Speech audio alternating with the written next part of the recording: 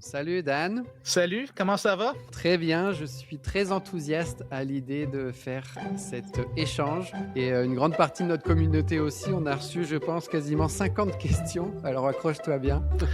Je suis prêt. J'ai pesé mes mots quand j'ai écrit la description que tu étais un jardinier, semencier, maraîcher d'exception. Tu as fondé la ferme Tournesol en 2005, qui fait dans sa période estivale jusque 500 paniers bio pour les familles, principalement de la région Les Cèdres, ça s'appelle, à l'ouest de Montréal. Cette même ferme a 50% de son chiffre d'affaires qui provient de la vente de semences. Donc, c'est un beau modèle hybride, même si on va découvrir ce mot-là plus tard. Bien sûr, quand on dit coop, ferme tournesol, je pense qu'il ne faut pas minimiser l'importance du mot coop et ce que ça sous-entend sur les valeurs humaines. Tu es aussi connu au sein des fermes maraîchères pour être un excellent gestionnaire et être très généreux par les outils et les méthodes que tu partages. Tu as écrit The Seed Farmer, qui est un livre sur la production de semences. J'allais oublier un bout. Et en plus, tu as un podcast qui s'appelle du même nom. Il me semble Seed Growers, peut-être. C'était le seed grower, là, c'est le seed farmer. Seed Farmer, excuse. Tu viens de célébrer tes 50 épisodes avec ta conjointe coproductrice. C'est pour ça que j'ai utilisé ce terme d'exception. Et donc, ma première question pour toi, quelle vision te permet de déployer autant d'énergie humaine 20 ans après? Ah, c'est les mêmes choses qui m'ont fait rentrer en agriculture. Moi, j'ai grandi un peu sur le bord du banlieue, puis de la campagne, et on avait toujours un jardin. J'ai pas totalement adoré ça quand j'étais jeune, mais j'ai passé beaucoup de temps dans le jardin. Mais c'est quand j'étais à l'université, j'ai été étudier au campus McGill McDonald de McGill en génie rural, en agriculture. Moi, je l'ai fait parce qu'il y avait une application de génie environnemental dans ça. Je connaissais pas l'agriculture, mais j'ai commencé à travailler sur des fermes et c'était incroyable de voir juste où la nourriture vient, comme voir comme un brocoli ou l'ail, comme je ne savais pas que ça avait l'air de quoi un plant d'ail, puis comment c'était juteux, mais c'est juste ça, j'ai tombé en amour avec ça, puis dès le début, je voulais partager ça avec d'autres personnes. Alors c'est un peu, c'est ça qui me motive, c'est continuer à découvrir des nouvelles plantes, des nouveaux aspects par rapport à l'agriculture et de partager ça, mais aussi de peaufiner ce qu'on fait déjà, puis de répéter ce qu'on fait. Dans l'agriculture, il y a beaucoup de répétitions aussi. Alors, j'adore tout ça. Excellent. Et donc aujourd'hui, on est plus là pour parler de semences. On a énormément de questions, comme je disais, de la part de nos membres. Alors, si ça ne te dérange pas, on va essayer d'en faire quelques-unes, histoire que ceux qui viennent de nous rejoindre en aient pour ce qu'ils recherchent. Ça me fait La plaisir. première, la première qu'on a tous sur le bout de la langue, je pense, puis j'étais encore à une fête des semences hier, c'est comment conserver ces semences. Alors, c'est simple et c'est compliqué. Et ça dépend toujours du type de légumes ou de fleurs, comme la culture. Mais à la base, il faut que la plante monte en fleurs, puis que ça produit des semences et que tu ailles les chercher. Alors, il y a un peu un juste de patience qui font partie de ça. Mais par la suite, certaines cultures sont très faciles. Des cultures qui produisent des fruits, comme des tomates, des poivrons, des aubergines. Tu as déjà la partie qui a la semence. Alors, comme ça, il faut que le poivron soit mûr, comme rouge ou jaune, pas vert, même pour une tomate. Mais une fois qu'il est mature, c'est d'extraire la semence, puis il est bonne. Et c'est aussi simple que ça. Ou si vous faites des fleurs dans votre jardin, puis après que les pétales sont fanés un peu, là, tu commences à voir des petits semences. C'est juste les récolter. Alors, c'est aussi simple que ça à la base, mais ça peut être aussi compliqué que si vous voulez faire des carottes, il faut récolter la carotte, faire l'hiverner, la replanter l'année d'après. Alors, ça prend 2 ans. Puis l'année d'après, ça produit des fleurs. Et là, il faut aussi éviter que ça se croise avec les carottes sauvages qui sont peut-être dans vos fossés si vous êtes en campagne. En ville, peut-être un peu moins. Alors, il y a des connaissances de cycle de vie et de pollinisation qui sont importants. Mais moi, je pense qu'il ne faut pas avoir peur d'essayer. C'est ça que souvent, par des maraîchers ou des jardiniers, des jardinières, j'entends qu'ils veulent ils ont peur d'essayer de conserver leurs semences parce qu'il va y avoir des croisements, puis c'est quelque chose qu'ils ne veulent pas. Mais les croisements sont beaucoup moins communs que vous pensez. En général, là. Il y a des exceptions, c'est certain.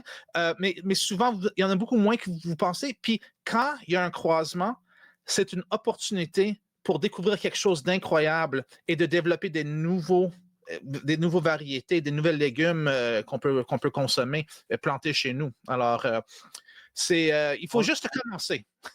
Et on va revenir sur la partie semencier de quartier, plutôt sur la fin de cette discussion. Si on vient d'acheter un sachet de semences là, chez toi ou autre, parce que c'est cool de produire, mais si au bout d'un an, il faut toutes les refaire, donc comment bien les conserver? Tu sais, nous, on a une question particulièrement sur les petites valises en plastique au fait des semences. Il y en a qui arrivent super bien organisées avec toutes leurs petites valises en plastique. On se fait dire des fois contrôler l'humidité ou que c'est la même température qui compte, quelle que soit cette température. Il y en a qui le mettent dans leur frigo à vin ou frigo tout court. Donc, ça serait quoi les conseils pour bien conserver ces semences?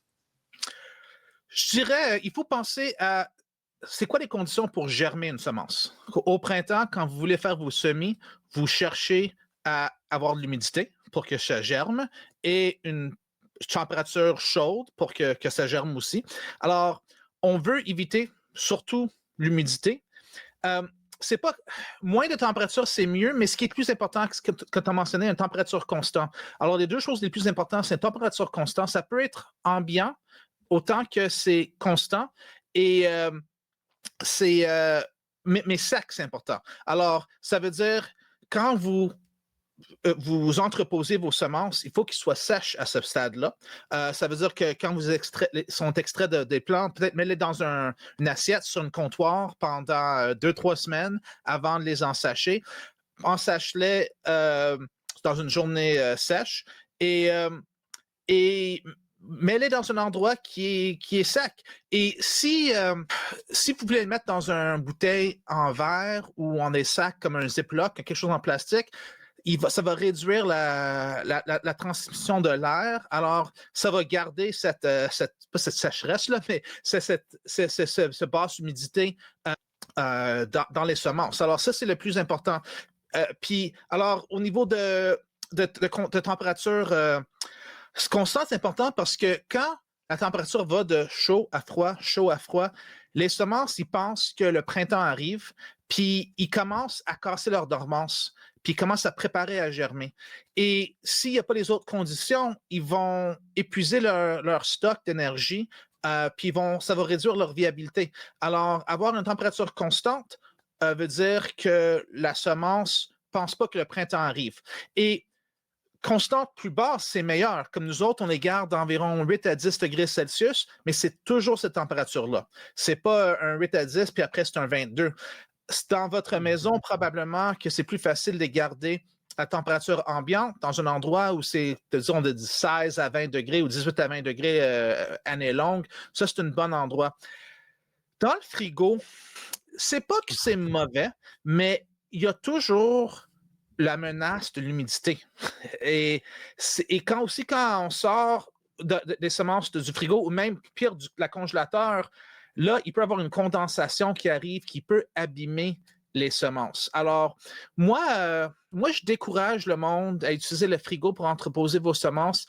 Si vous avez une très grande quantité de semences puis vous la gardez pour longtemps, le frigo peut être une bonne idée, mais va pas le sortir et le retourner régulièrement.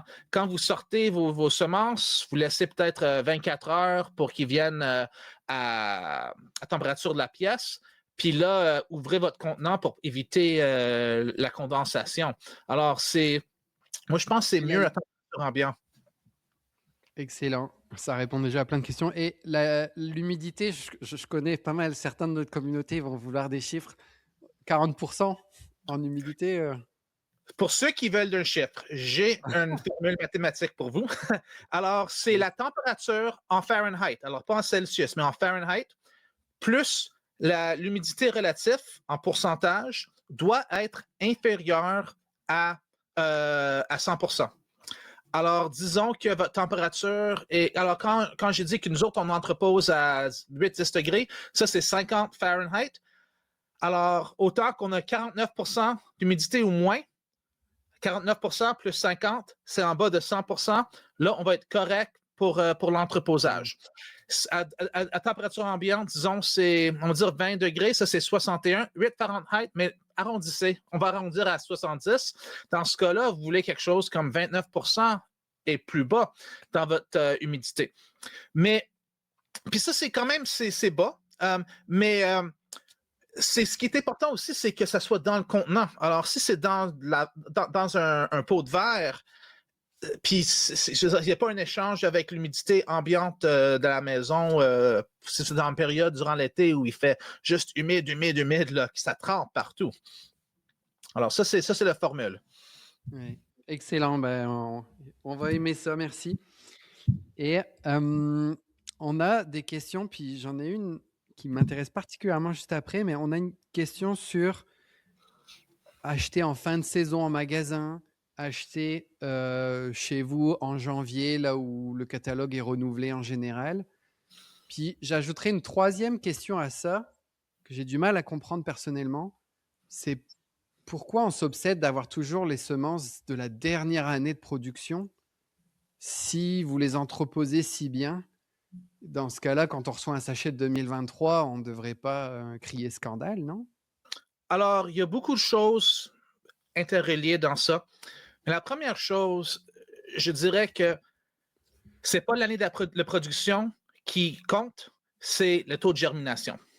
Et pour nous autres, nos semences, comme si vous regardez en arrière, il y a un numéro de lot, puis le lot, il y a 2 chiffres dedans, que c'est l'année où on l'a produite. Et on a des semences qui datent de 2021-2022 qu'on vend encore. Mais on a fait un test de germination, ce qui veut dire qu'on prend 100 semences, on les met sur un papier buvard, dans un petit pétri, puis on les met dans une bonne température. Après 3-4 jours, on compte combien de semences sont germées, on le remet. Après 2-3 autres jours, on compte encore. Et on a des seuils de germination. Puis beaucoup des semences qu'on vend sont en haut de 95% de taux de germination. Certains sont un peu plus bas, mais ça dépend de l'espèce. Mais on peut avoir une semence qui date de 4 ou 5 ans qui a un taux de germination de 99%. Mais on peut aussi avoir une semence qui date de l'année passée qui germe à 60%. Alors, je ne vais jamais vendre ça juste parce que c'est de l'année passée. Alors c'est ça, c'est pas l'année de production qui est important, mais que c'est une bonne semence qui est important. Par la suite, puis ce qui fait que c'est une bonne semence, c'est que il y a eu une bonne année de croissance, il a été récolté à la bonne période, il a été bien conditionné par la suite et il a été bien entreposé. Alors, c'est toutes ces choses-là qui s'additionnent pour une bonne semence. Puis, il y a beaucoup de semences qui s'entreposent assez longtemps. Certains moins longtemps, mais beaucoup assez longtemps. Par contre, une fois que ça part de chez nous, on ne peut plus contrôler les conditions. Alors, nous autres, on peut garantir une semence pour 1 an après que vous l'avez acheté, comme la saison de production qui suit l'achat, mais on ne peut pas le garantir 2-3 ans plus tard parce qu'on ne sait pas comment vous l'entreposez. Ça fait une grande différence. Alors, sur les sachets, on indique l'année de vente, mais l'année de vente, ça c'est un aspect légal, c'est que pour vendre ça, il faut soit une année de vente ou un test de germination qui est en dedans de, je ne sais pas si c'est 6 ou 8 mois du moment de vente. Alors, c'est ça, c'est comme ça que vous savez que si ça dit pour 2026, ça veut dire qu'on vient de tester ça, puis on le vend confiant que c'est bon pour 2026. Si ça dit pour 2024, c'est peut-être bon, mais on ne peut pas le garantir. Nous autres, durant l'été, après la saison de vente, on a souvent une vente d'inventaire, et là, s'il y a des semences, comme parce qu'on fait des tests de germination, si on voit que si c'est quelque chose qu'on soupçonne ne va pas être bon l'année d'après, on ne va pas le vendre. Ce qu'on vend, c'est ce qu'on pense qui va être bon encore pour une autre année, mais on a un peu moins on a moins de contrôle sur ça, mais on choisit vraiment de vendre des variétés qu'on pense vont aller être plus bonnes l'année d'après. Pour ce que si vous achetez en pépinière ou dans un magasin qui a un présentoir de chez nous, de chez quelqu'un d'autre, Mmh mh. là, on peut pas nécessairement. Ça, ça, probablement que la semence va être bonne l'année d'après, mais ça, c'est plus difficile à dire. Plus difficile à dire comme de manière facile. OK? Pour, Ouais, c'est bon, mais on a eu la réponse, scientifique quelque part, non pas la ouais, chaîne du froid comme on connaît pour la viande, mais ouais, plutôt les conditions d'entrepreusage que tu as nommées, c'est pour la ça. conservation des semences, hein. Puis je dirais un peu pour compenser le risque qui vient d'acheter en fin de saison, la plupart du monde, ils vont il y a il y a des rabais pour les ventes de fin de saison pour écouler ça. Puis là, alors, il y a un peu un risque qui vient, mais si tu as payé moitié prix, c'est quelque chose d'autre.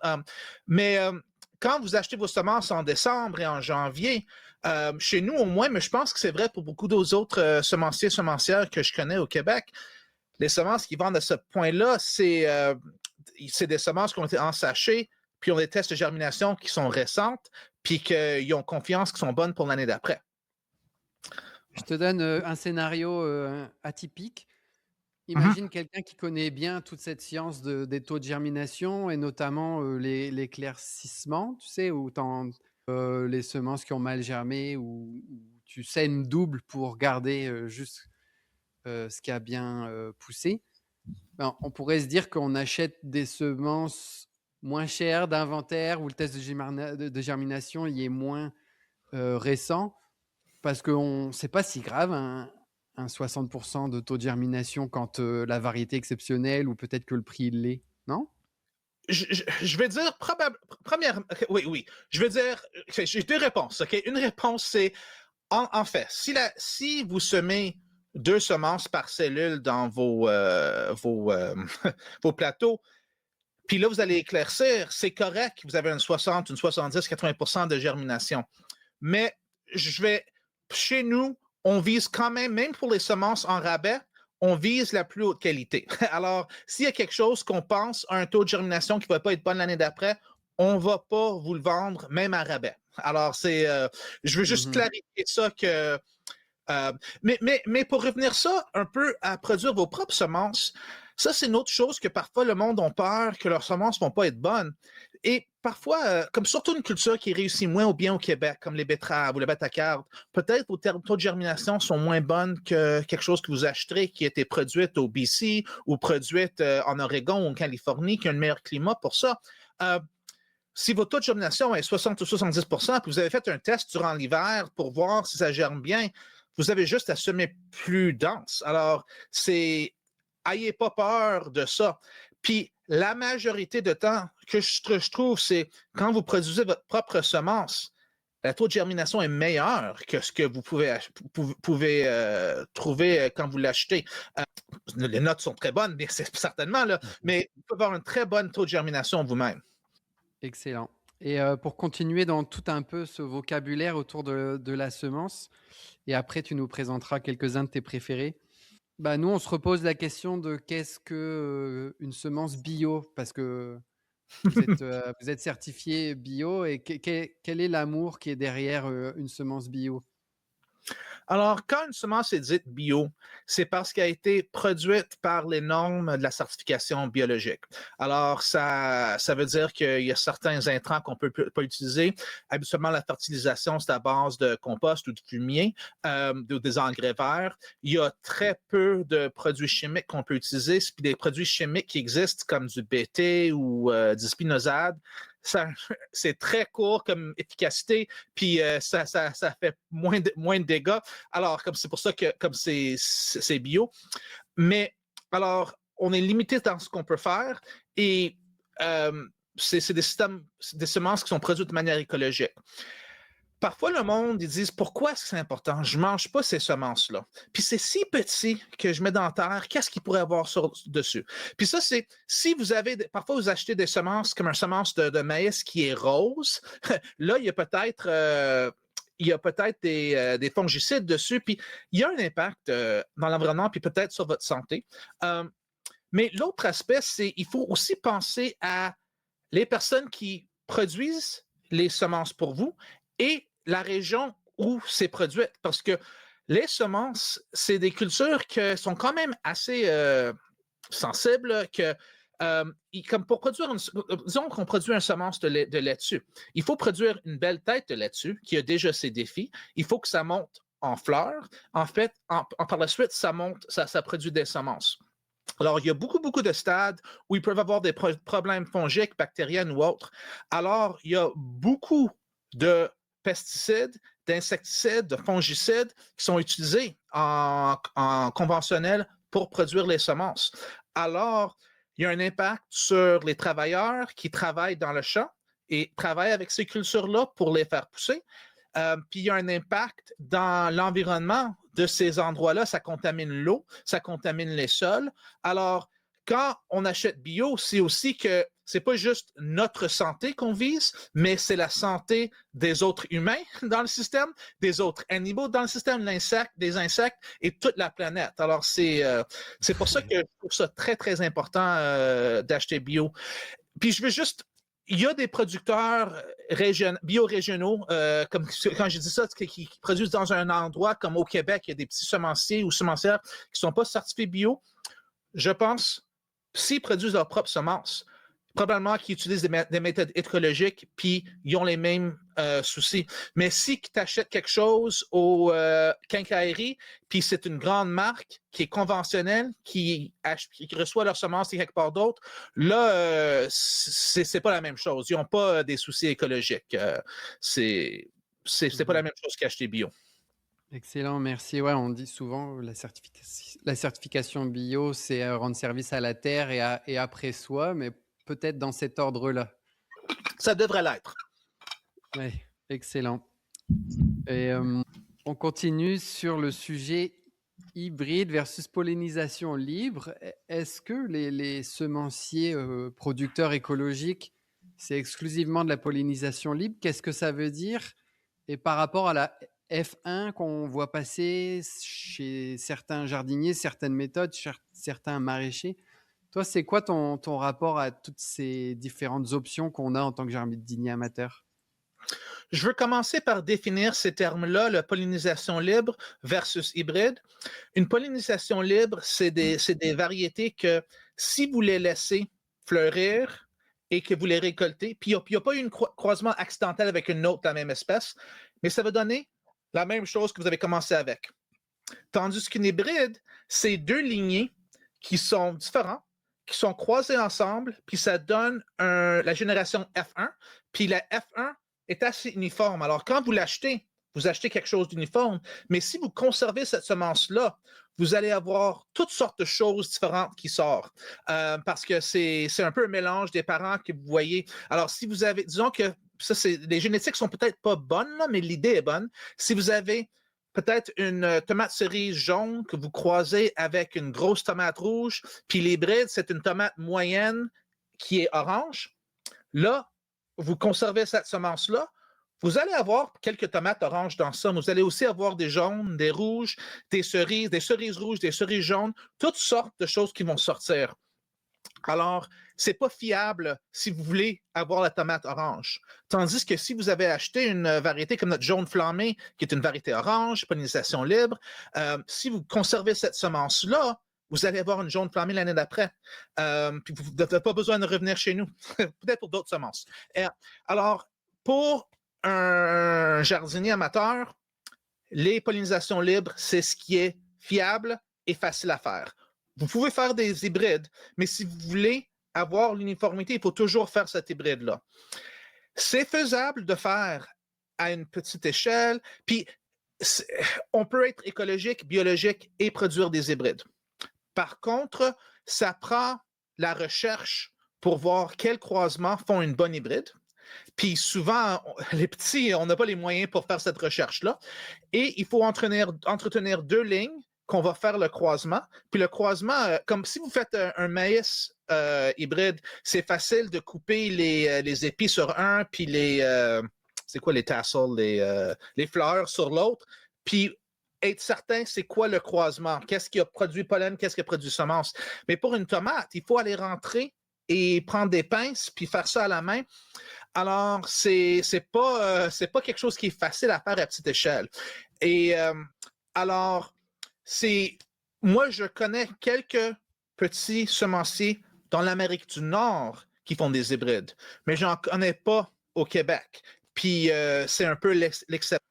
Tous les semencières que je connais au Québec, ils produisent des pollinisations libres, ce qui veut dire alors, ça veut dire que vous pouvez conserver leurs semences chez vous, mais aussi, pollinisation libre veut dire qu'on a une population qu'on est toujours en train d'entretenir et de maintenir et de rendre ça meilleur.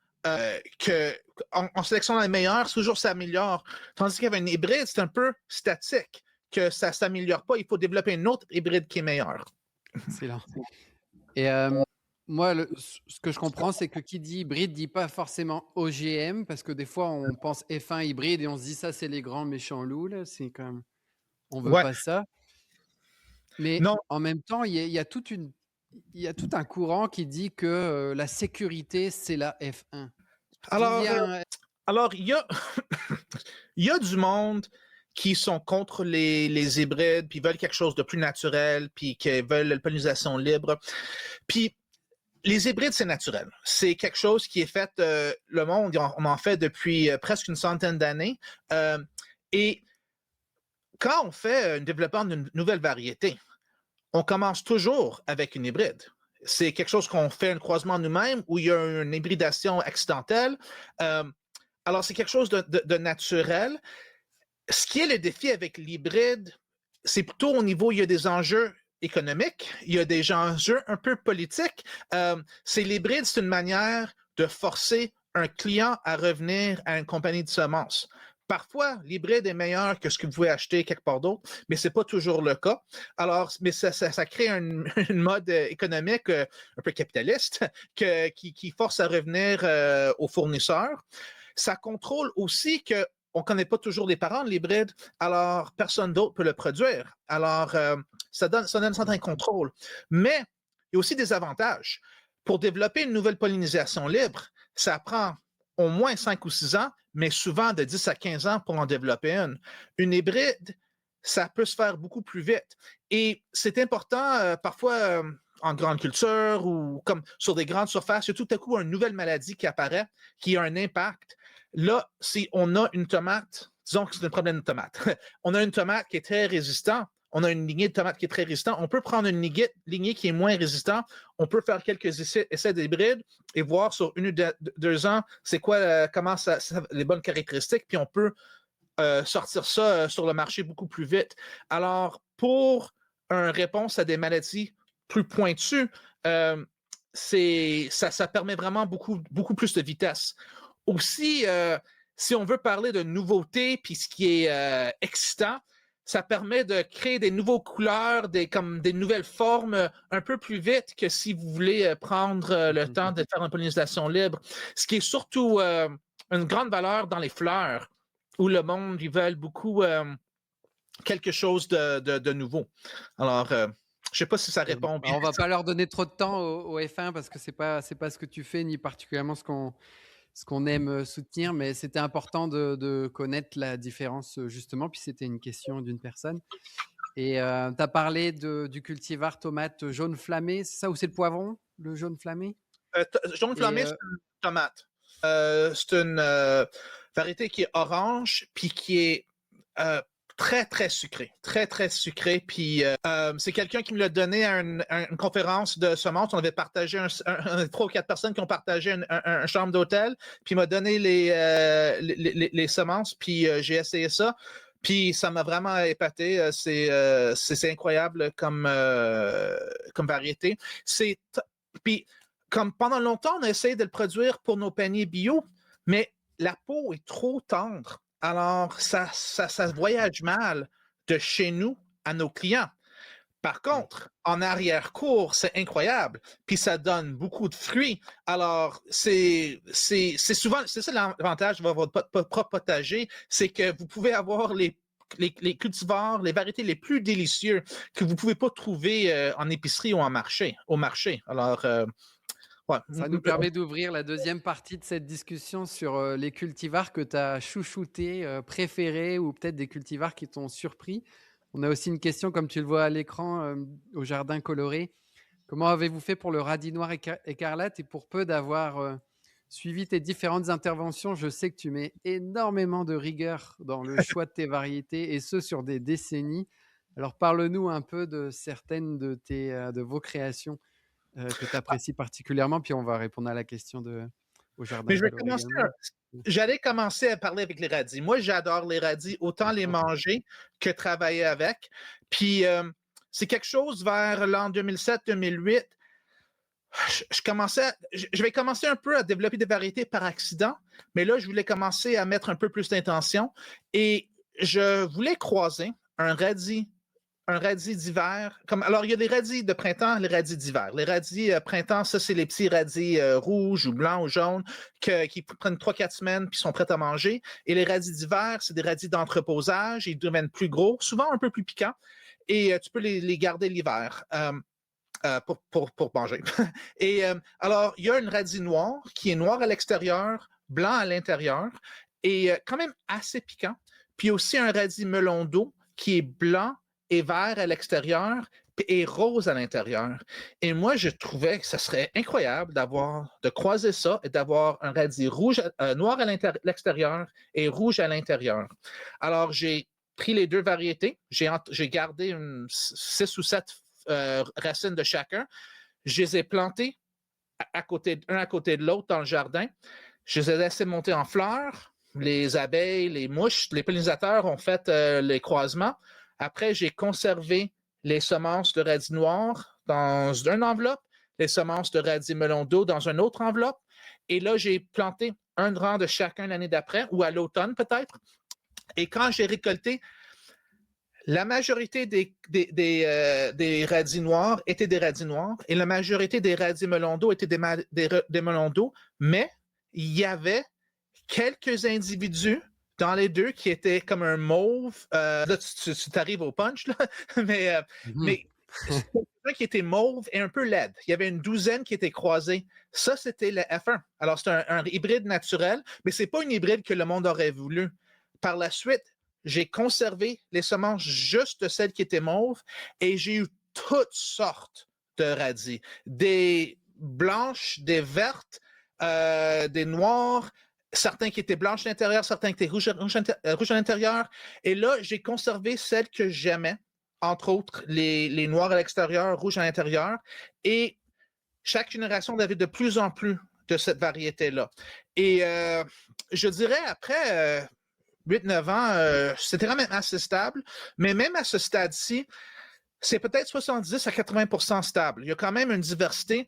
Ça va prendre un autre type de sélection pour finaliser ça. Puis là, je commence à faire ça. Mais on vend déjà les semences.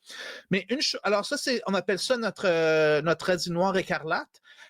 Mais ce qui était vraiment fun, qui n'était pas prévu, c'est que j'ai trouvé aussi des radis qui étaient un mauve vif à l'intérieur, pas rouge. Puis ça, c'était très, très surpris. J'avais jamais vu ça. Et alors, on a une autre variété, notre variété radis améthyste, qui est violet à l'intérieur, puis est un peu plus stable que le rouge. Puis les deux sont vraiment, vraiment bons, vraiment beaux, sont bons au goût, sont pas aussi sucrés que le melon d'eau, mais sont quand même sucrés. Ils sont beaucoup moins piquants que le radis noir. Alors ça, c'est une variété que je voulais vous parler parce que euh, c'est des couleurs qu'on voit pas souvent dans le monde des radis et ça fait des assiettes de crudité qui sont vraiment colorées. Puis certaines personnes qui aiment ça quand c'est piquant, c'est délicieux, mais aussi, si c'est trop piquant pour vous, avec un peu de mayonnaise là, ou une trempette, ça coupe aussi. Alors, ouais, c'est notre améthyste. Puis, alors ça, c'est une variété que je voulais vous parler. Est-ce que je... D'une autre famille, peut-être. Moi, je retiens. Bah, d'ailleurs, c'est drôle parce qu'hier, à la fête de semences de mon village, il y avait comme un consensus général que les radis, c'est un peu dur dans notre climat et autres. Donc, je retiens que si je veux me donner toutes mes chances de réussir mes radis, je vais chez toi, quoi. Ouais. Euh, Avant avec les radis, c'est souvent, il faut qu'ils soient bien arrosés. S'ils sont pas bien arrosés, c'est là qu'ils vont souvent devenir plus piquants. Mais les radis d'hiver, souvent on les plante à l'automne, alors c'est un peu plus facile à avoir les bons résultats que produire des petits radis durant l'été. Est-ce que tu nous parlerais d'une autre famille, mais en nous racontant aussi tout le processus de sélection, le fun que tu as eu de choisir un trait en particulier? Puis Oui, si tu pouvais au passage nous parler de comment un trait de caractère peut, en fait, je ne le sais même pas, en combien d'années se révéler? Est-ce que, dès la première année, on le détecte et on le bonifie après les autres années, tu sais? Est-ce que ça prend 10 ans ou un coup de chance de faire, une semence unique? alors c'est souvent, on va voir le trait tôt, mais il est peut-être pas stable. Alors, dans certains cas, alors les variétés que je peux vous parler de qu'on produit, c'est des variétés qu'on a réussi à stabiliser. Euh, et, OK. euh, mais comme alors on a un des piments forts qu'on a, c'est le carrot bomb, alors une bombe carotte.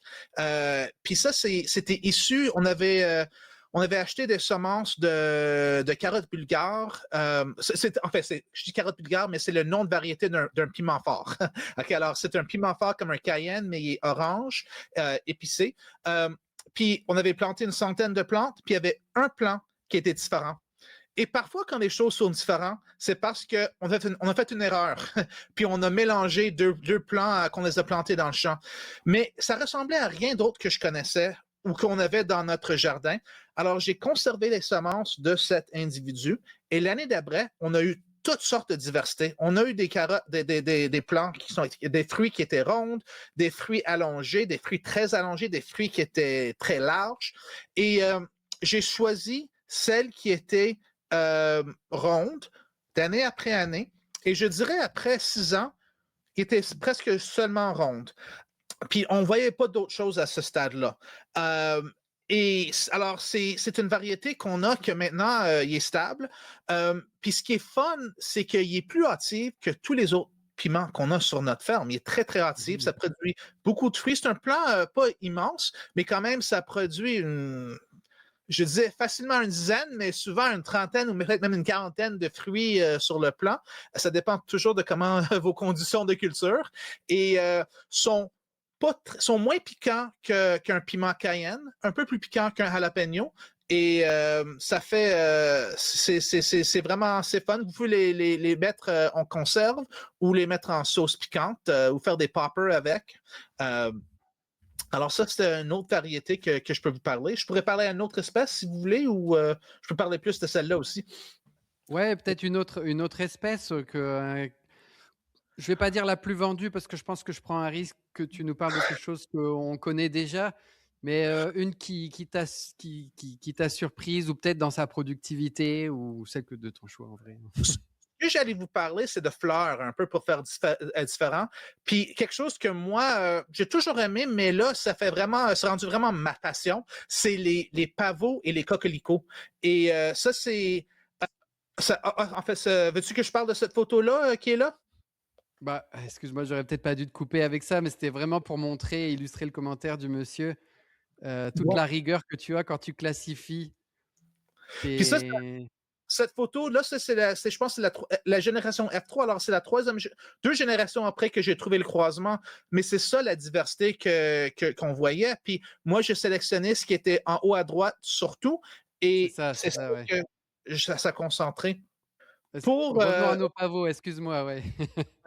alors, pour les pavots, il y a presque une vingtaine d'années, j'ai acheté tous les pavots que je pouvais trouver des semenciers au Québec et en Ontario.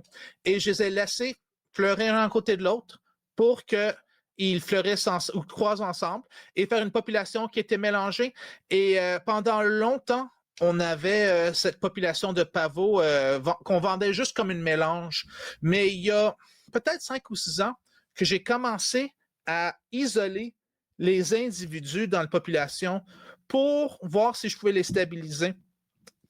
Et ce que j'ai découvert en partie, c'est que les pavots, ils se croisent beaucoup moins qu'on pense. Ils sont quand même assez, alors on dit autogames, mais c'est surtout autofertiles. Et là, alors sans parler trop des techniques, là, comme l'année passée, on a sorti 2 nouvelles variétés de pavots. Il y en a une, notre variété clair de lune. En fait, dans le processus, une partie que c'est moi, on regarde ce que j'aime.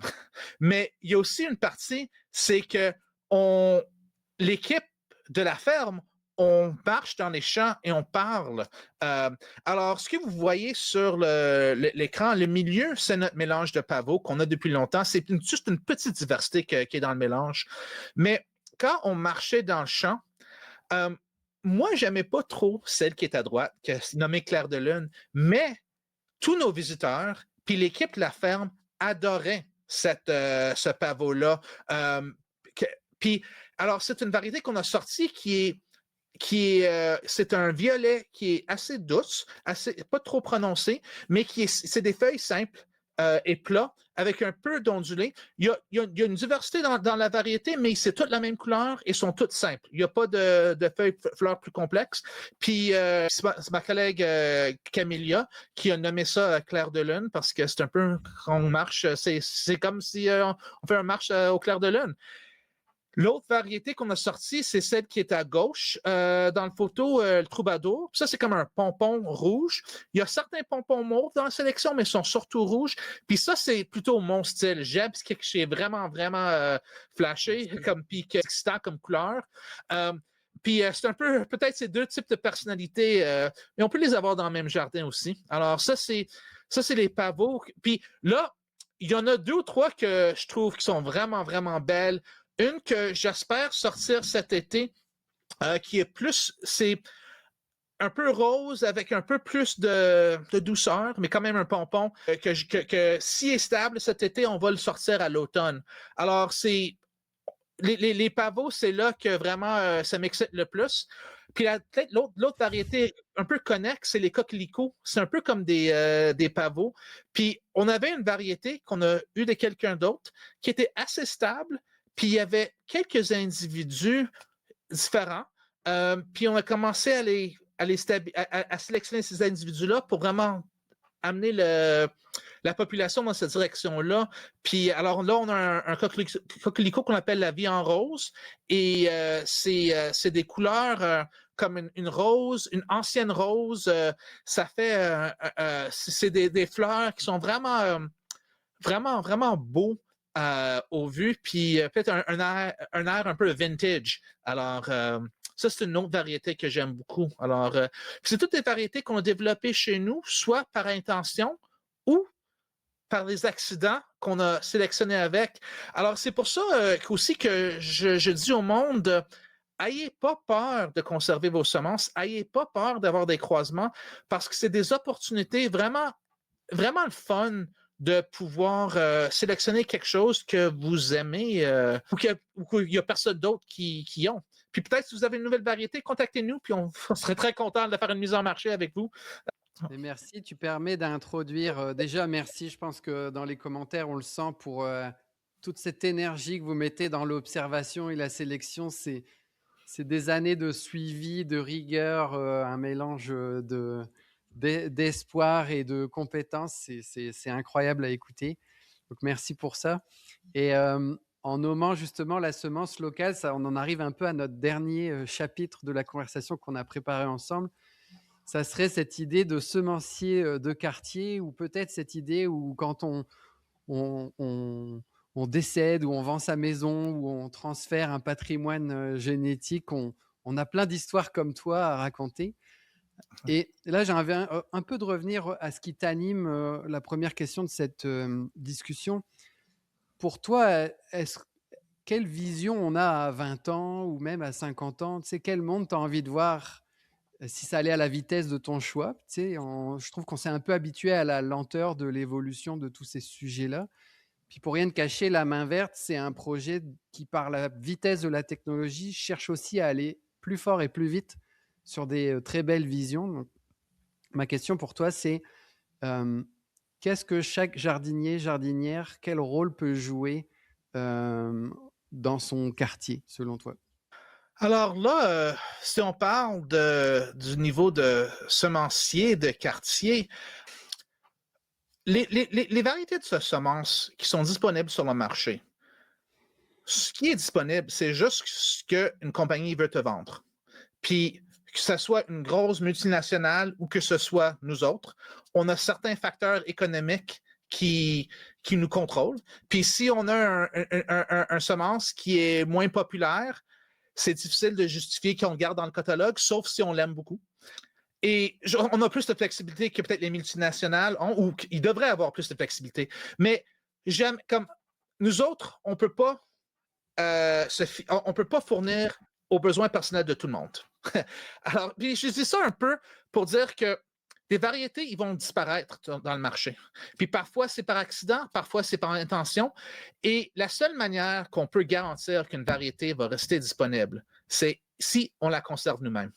Et parfois, c'est des variétés de patrimoine, des variétés que c'est notre grand-mère qui avait un haricot ou une tomate, puis qu'elle a eu de sa grand-mère.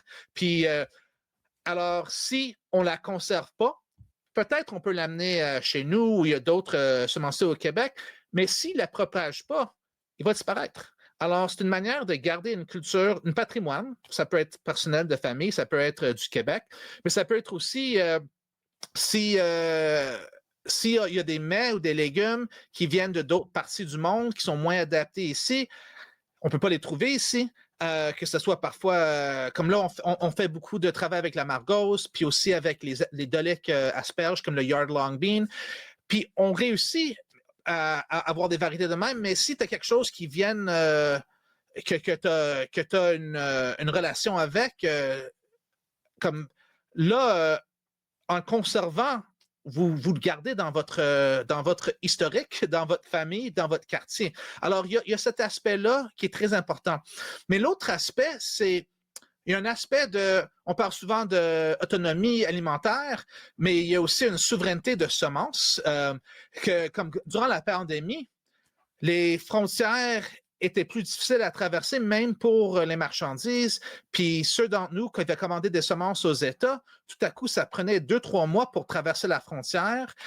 Puis même ce qu'on a commandé des semences de compagnies au Québec ou au Canada, Post Canada, il y avait tant de problèmes à bien livrer qu'on ne recevait pas ça tout de suite. Nous autres, on recevait comme on expédiait à mesure qu'on recevait des courriels. Puis là, 8 semaines plus tard, on recevait un courriel. Puis quelqu'un me disait, j'ai pas encore eu mes semences, c'est rendu où? Puis là, il recevait un mois plus tard. Puis ça, on avait la semence, on l'avait expédiée, mais il y avait des problèmes avec la logistique. Alors, de produire des semences dans un quartier, dans une région, dans un village, les semences sont là. On n'a pas besoin de se fier sur quelqu'un d'autre.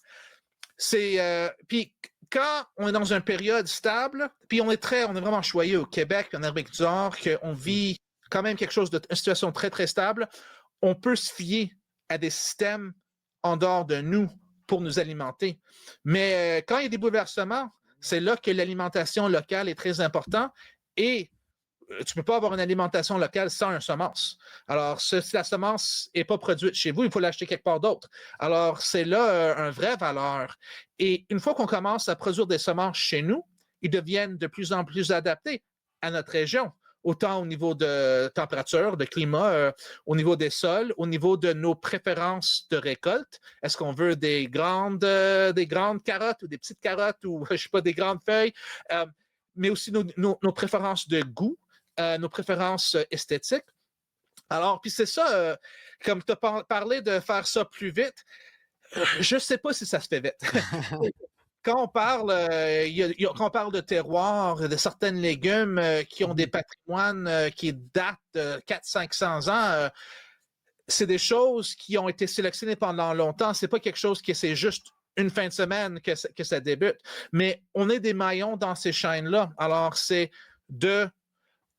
il y a une cinquantaine d'années, il y a un peu la connexion entre la production de semences et le jardinage, surtout l'agriculture, a été un peu rompue.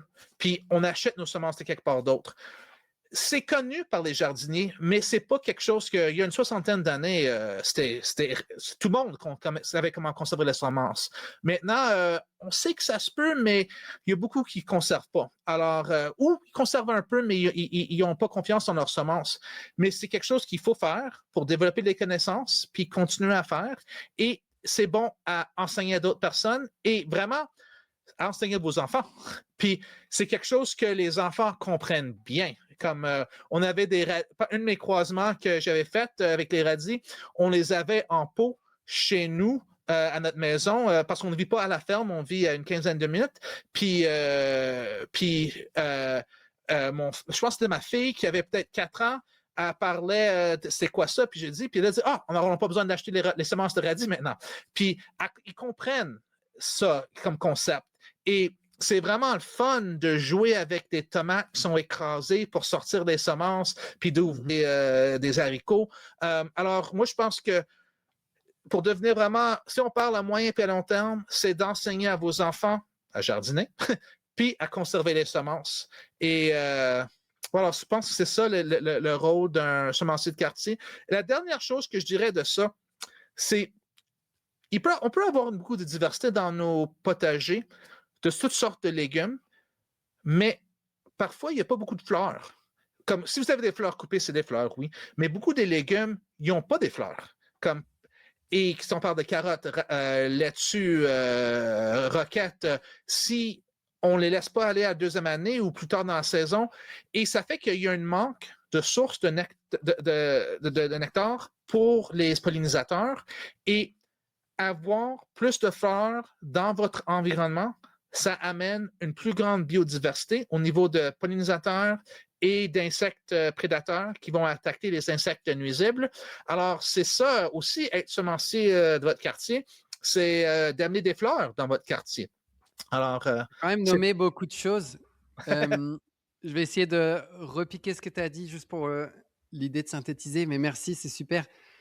Tu as quand même nommé les fleurs pollinisateurs. On a trouvé une étude de l'Université de Sherbrooke qui essayait de quantifier l'impact d'un simple jardin qui peut être le nôtre ou le tien sur son quartier. Et puis, il montrait qu'on pouvait avoir jusqu'à 45% de transmission jusqu'à 300, 500 mètres.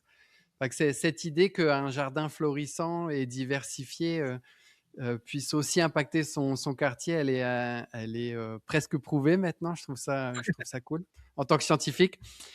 Et tu as aussi nommé discrètement mais puissamment que si on fait une découverte dans ces croisements, on peut aussi aller voir un semencier et lui dire j'ai trouvé ça, j'ai trouvé ci. C'est l'histoire ton jaune flammé, mine de rien. Donc c'est aussi ça, un jardinier engagé, c'est de c'était une variété de tomates qui existait déjà, mais était partagée avec moi. Alors, c'est pas quelque chose que quelqu'un. Au minimum, c'est ça, oui. Et Et tu l'as fait connaître au plus grand nombre, oui. Il y avait un point où c'était une nouvelle variété, mais ça fait un bout qui existe. Excellent. Et tu as nommé aussi la notion de quartier, de résilience locale, mais je me demande à quel maillage géographique on parle. Est-ce que, par exemple, si j'ai un microclimat donné, je suis entouré de forêts, j'ai des grands pics de froid qui n'est pas le même qu'au village à quelques kilomètres de chez moi, est-ce que la semence, on peut dire qu'elle s'adapte à mon jardin au point où c'est là qu'elle va s'épanouir le plus d'année en année? Et donc, celui qui rachète ma maison, il sera doublement heureux si je lui offre tout un patrimoine de semences. Est-ce qu'on peut parler de ce niveau de microclimat dans la résilience? Définitivement, ça peut être difficile de faire comme. Alors, c'est là un peu quand on parle du métier de semencier, c'est de savoir bien sélectionner dans le temps pour entretenir, maintenir la variété, pour l'améliorer la variété.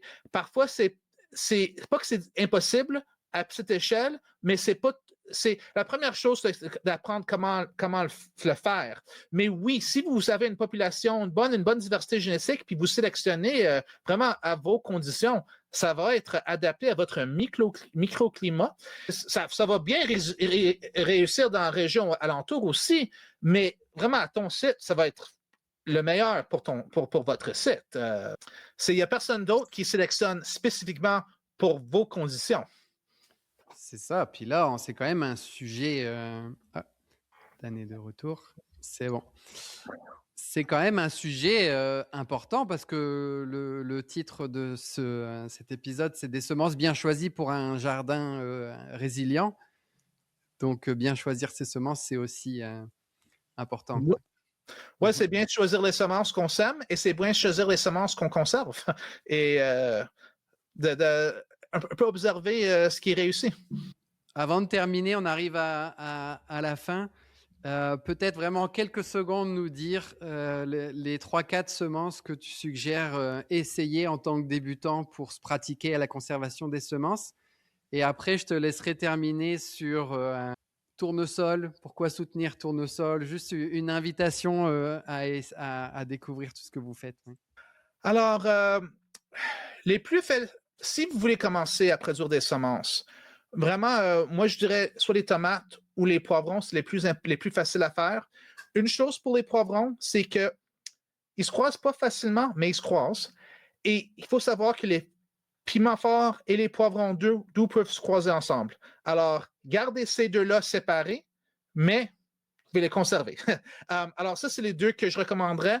Et peut-être comme un haricot grimpant, c'est le fun de laisser ça monter, puis vous pouvez manger des haricots, mais vous n'allez pas réussir à toutes les récolter, puis celles que vous avez oubliées vont être votre semence pour l'année d'après. Et choisissez une fleur. Les calendules, surtout, sont très faciles à conserver. Les pavots et les nigelles, c'est trois très bons pour débutants que je recommanderais. Et au niveau de pourquoi tournesol, alors, tournesol, nous autres, on est un coop de travail. On a commencé avec 5 membres, on est rendu à 11 membres.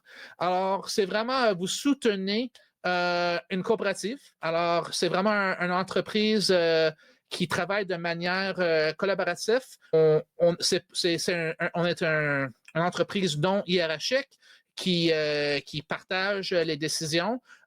Et alors, vous soutenez cette entreprise-là.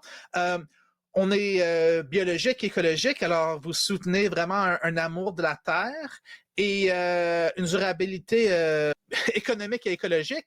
Et aussi, alors, si vous êtes dans notre région, Vaudreuil, Dorion, West Island de Montréal, on a des paniers bio, puis on aimerait vous voir là, mais on est des maraîchers. Alors, on a essayé des milliers de variétés et on sait ce qui réussit, on sait ce qui pousse bien et on met... Le patrimoine est important pour nous, les histoires sont importantes, mais ce qui est le plus important, c'est que ça réussit dans un potager et que ça réussit bien, qu'il y a un rendement premièrement et par la suite que ça goûte bon.